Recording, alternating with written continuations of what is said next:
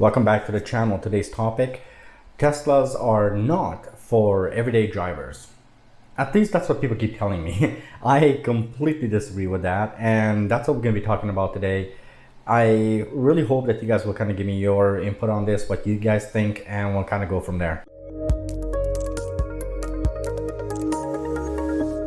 You know, one of the funniest things is me as somebody who's owned a Tesla for 2 years and have used my car in so many different variations and so many different scenarios on literally day-to-day driving. I find it just impossible when I hear somebody say Teslas are not built for people who drive day-to-day, people who drive every day. It blows my mind. So I'm going to kind of take my time a little bit on this video and kind of go into some in-depth information with regards to why I think that statement is absolutely untrue. I have my car now for over 2 years, and for those of you who are new to the channel, I have a Tesla Model S 100D, and one of the craziest things about this car is it has not limited me in any way, shape, or form. I use it daily. I use it for my day job. I use it for pleasure when I just want to go on road trips. I use it for YouTube. And I have not yet come into a scenario where I could not use the car. And this is really, really important, because I am, first of all, a owner of this vehicle. I am the kind of person who's using this car on a day-to-day basis. So where do these kind of comments come from? Why do people think that Teslas are not for everyday drivers, for people who want to drive that car on a daily basis? It's coming from a lot of people talking about Tesla that don't have a clue what Teslas can or cannot do. If you look at majority of the information, the source of the information where all this comes from, majority comes from news outlets, from anchors who have never even sat in a Tesla, much less actually owned one and used one. It's coming from car reviewers who get in a car and they just, they drive it for a day, maybe 2 days, or believe it or not, in most cases for half an hour to an hour.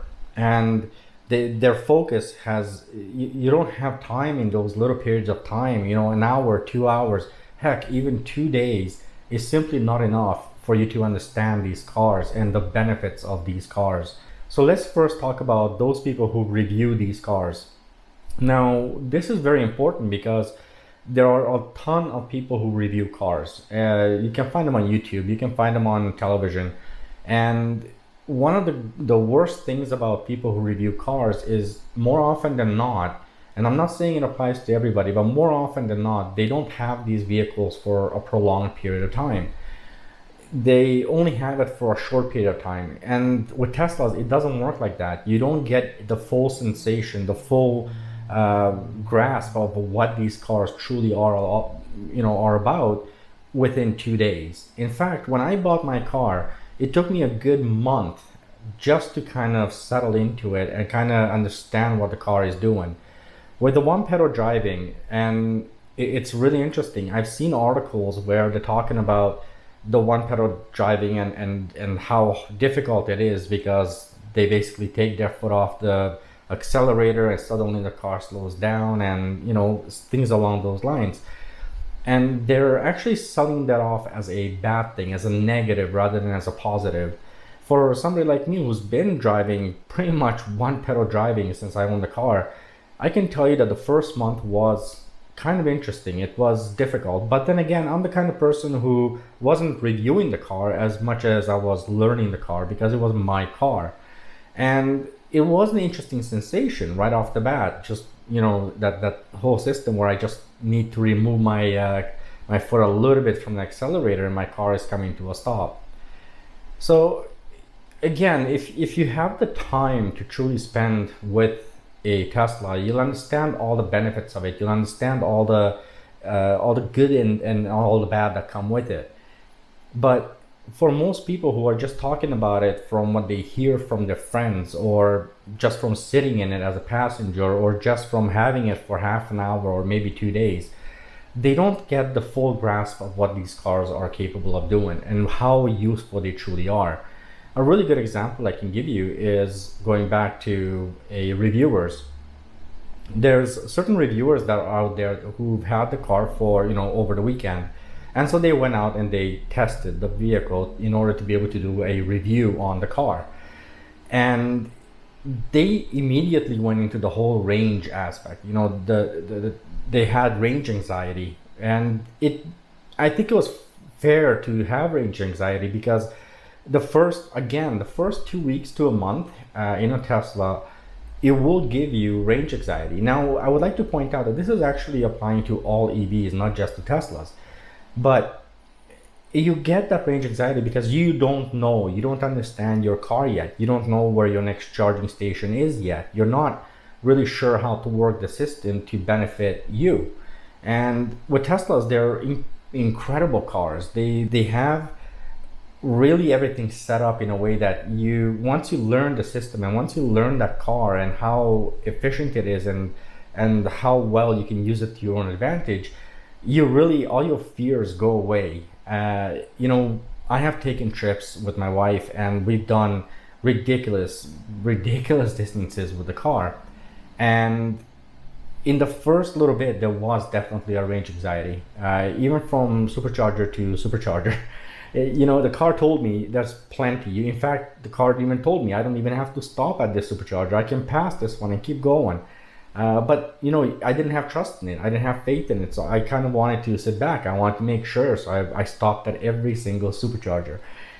But this only happened for me for about, I would say, approximately 2 weeks. And then once those 2 weeks passed, and to be honest, it was less than that. It was probably about a week before I started feeling very comfortable. And then by the second week, I trusted the car. I trusted what the car was going to tell me. If the car told me I'll get there with 20% or with 50% or with 10%, I knew it's going to be correct as long as I drove like a normal human being. The car still makes the adjustments according to your driving, so it kind of keeps you up to date. Listen, you're doing good, but I didn't anticipate you speeding, so here's the new numbers. When it comes to Teslas, they are incredibly efficient for day-to-day driving. They are absolutely the most efficient EV as far as day-to-day driving. They do the job. As far as long trips go, they are just as efficient. They work perfectly for long trips. And with Teslas, Tesla has just a massive charging network. And I'd like to point out that these charging networks are exclusive to Tesla. So they are exclusive to only Tesla. It's not like you have to worry about other EVs going there. If I want to go from the west coast of Canada to the east coast of Canada, I can. If I want to go from here in Canada, I live in Vancouver, I want to go down to California, I can. I want to go to Miami, I can. In fact, there's no real place in North America I can't go. With that being said, I do understand that there are places we cannot yet go. That's obviously further up north. If I want to go to see Santa Claus, I can't do that. But then again, to be honest with you, there are very few cars that could, but they could, mainly because, there's gas stations along the way, which eventually, as time goes on, there will be supercharger networks in pretty much everywhere else that is lacking it now. But with that said, the supercharging network is not really lacking unless you really are going somewhere absolutely insane. It's really not going to affect you. Like I said, I can easily go from the East Coast to the West Coast, no problem. From the West Coast to the East Coast, from up north down south. I really can take my current car and travel entire United States, and on top of it I can travel pretty much the entirety of Canada. So I am not limited. But the point here is the day-to-day driving. For day-to-day driving, for me to go to work, come home, go out filming for YouTube or my other channels, or just go on a road trip with my wife, it's absolutely zero hindrance. Now comes the media part, and I'm going to talk a little bit about the media. The media itself talked a lot about Tesla, and going back, the last 4, 5, 6 years, there's been so much talk in the media about Tesla. But the way they talk, as an owner, I can tell you that the way they talk about a vehicle or about the company clearly shows that they haven't at least sat in the car, much less driven it. Definitely not owning it. Those who own the cars, they know what to expect. Now, I would like to point out these are by no means perfect cars. I am not in a position here to sit here and tell you Tesla is a perfect car. There is no such thing as perfection. They have their problems just like any other vehicle on the planet. Less so, but they do have their own problems, of course. They are still machines and computers, you know, all of these things go. Mechanics go. It's part of the way that the system is. But very rare in a Tesla. I myself, after 2 years, I have had minor issues with my car, but nothing that warranty didn't cover, or nothing that really I even had to take it in for, to be honest. It's just because I figure since it's on the warranty, I might as well go get it checked out. It was like a 30-second fix. I probably could have done it myself. I think the as an everyday driver, for you to get in a car and just go from point A to point B, it is absolutely possible. If you're going out with your friends and you know, doing all those things, it's absolutely possible. Teslas are amazing cars, and I use mine exclusively for the past two plus years. I've used this car pretty much every day, pretty much every single day, for everything. It doesn't matter if I was going shopping, if I was going out for a drive, if I was going out to film for YouTube, if I was going for my job, if I was going on vacation. It didn't matter. Over the past 2 years, it has taken me everywhere and anywhere I asked it to go. There are some places that, you know, I'm pretty sure I'd be limited to. Like I said, if I want to go up and see Santa Claus, I probably wouldn't be able to go there. I know for a fact I can't go there. You know, so it depends greatly on what your lifestyle is like. You know, you live in the middle of the woods with, you know, nothing for 600 miles around you, maybe just 2 gas stations between you and civilization.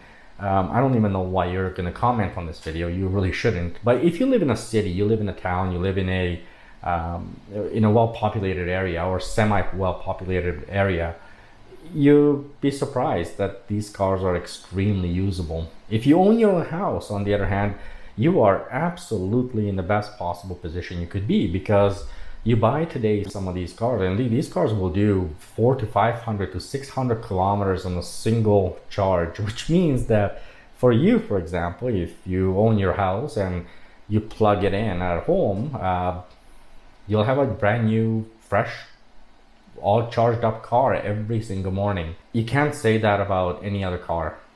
Ultimately, yes, take it from people who genuinely drive these cars every day as their primary vehicle. And for me, this is my primary vehicle. I didn't hesitate about it. I knew what I was getting myself into, and I was expecting so much worse. I'm not going to lie to you guys about that. I really was. I had a lot of the things in my head that is going through. What people are talking about is what I had in my mind. You know, what am I going to be able to do my road trips? I love road trips. Am I going to be able to, you know, use it every day without having to worry about my state of charge? Am I going to find chargers when I need them? Now, I'll be honest with you guys. 2 years ago when we bought our car, my Tesla at that time had very few charging networks available to me. In fact, the closest one to me was like 20 minutes away from me. But because I had a 100D, I didn't need to charge it up all the time. The first year of me owning the car, I used superchargers exclusively. It means basically I didn't plug in at home at all. So I just went to the supercharger and charged her up, and when it got full, then I did my things for a couple of days, 3-4 days, and then I went back to the supercharger again 4 days later, and then I did that for about a year. It was great. Honestly, I loved it because it didn't interfere with me. The supercharger was more or less on my way, so it was fine. And then later on, I decided, you know what, I'm gonna just plug in overnight and see what happens. And sure enough, even if I used a 110, a regular 110 outlet, more often than not, unless I was traveling crazy distances, more often than not, it was enough for me to go all day the next day. And then of course, I just came home, plugged it in, and repeated the same process. Teslas are absolutely perfect cars for day-to-day driving. That shouldn't be a question. What should be a question is, why do you want a Tesla? Why do you look at getting a Tesla. As I stated before, nothing is perfect, but that also includes us as people. We are very good at being nitpicky. We are also very good at questioning ourselves, and we're very good at questioning everything around us. That's in our nature, and that's great. I think that's wonderful, because you should never take anything for face value. But I think the bad thing with that is when we start getting information, when information doesn't make sense, then you should really truly look into it. When I want to research something, I try and research it through people that actually are doing that thing or have that thing that I'm trying to research, not through an article. The problem is articles can be written by anybody. In fact, I can sit back today and write about Mars today, and I don't know anything about Mars. My point is, anybody can write an article. Anybody can make a YouTube video. It's up to you to decide who you believe or who you trust. But if it was me, I would look more at people who own these cars, who use these cars, because when the people who own them can tell you what's going on, that to me will become much more genuine information than the people who never even sat in them. Teslas are unique cars. They are very different than your traditional vehicles. Once you understand them, they become the most amazing vehicles you have ever driven in your life. I hope this video will help you. If it does help you, please consider subscribing. I'm trying to grow this channel. I think it's an interesting topic, but I'm going to start making more of these kind of topics, because I think ultimately we all need to know what these cars are capable of, but we need to know it from people who actually own these cars. If you are thinking about a Tesla and you are considering buying a Tesla, I highly recommend that you do your research properly, and more than anything else, talk to the owners. All right, with that said, again, thank you very much for your support. Please hit that subscribe button if you liked what hopefully I helped you out, so hit it. And with all that said, please everybody drive safe and stay safe. Till the next video, goodbye.